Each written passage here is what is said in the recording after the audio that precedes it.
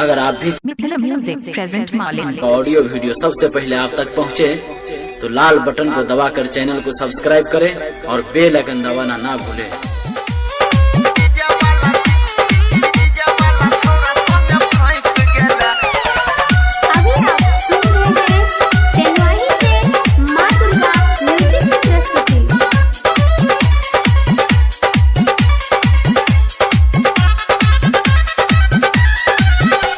लगा के ओठा लाली ये कोनावा में बाली नचो इच्छा बरतिया संगे बड़का सैंडल वाली लगा के ओठा लाली ये कोनावा में बाली नचो इच्छा बरतिया संगे बड़का सैंडल वाली सबके नजरिया में बैस गेले सबके नजरिया में बैस गेले छौरी हंसला तो दिलावा में धस गेले हे गटीजा वाला छौरा संगे फंस गेला छौरी हंसला तो दिलावा में धस गेला हे गटीजा वाला छौरा संगे फंस गेला। डीजे कमलेश मॉलिन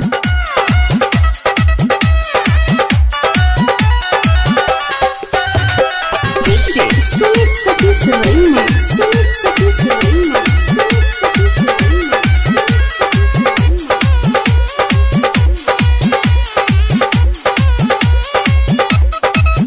कमर लच लच लच कौगे रानी छपके 16 के चढ़ल जवानी छपके 16 के सच कहै छियै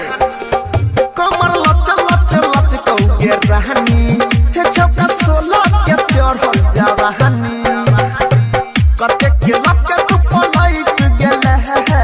कते के लक तू पलट गेले छौरी हंसला तो दिलावा में धस गेला गटीजा वाला छौरा संगे फंस गेला छौरी हंसला तो दिलावा में धस गेला गटीजा वाला छौरा संगे फंस गेला।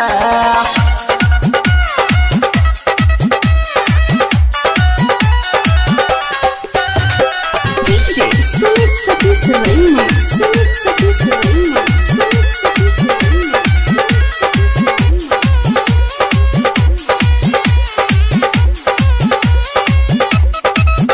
तोहर हिप्पी मारौ सबके जान गे लागै छ तू देसी सामान गे लागै छ तू देसी सामान गे तोहर हिप्पी मारौ सबके जान गे लागै छ तू देसी सामान गे नजर से नजर मिललो पट गेले नजर से नजर मिललो पट गेले छौरी हंसला तो दिलावा में धस गेले। गाना मिक्स बनाने के लिए सब्सक्राइब करें कमलेश जी मॉलिन। छौरी हंसला तो दिलावा में धस गेला हे डीजे वाला छौरा संगे फंस गेला। अभी आप सुन रहे हैं तेलवानी से मां दुर्गा म्यूजिक की प्रस्तुति डीजे सुमित सती सवैया सुमित सती सवैया सुमित सती सवैया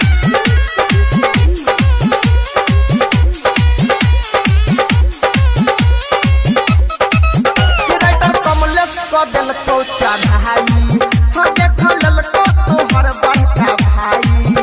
देख ललको तोहर बड़का भाई राइटर कमलेश को दिल को चढ़ाई हो देख ललको तोहर बड़का भाई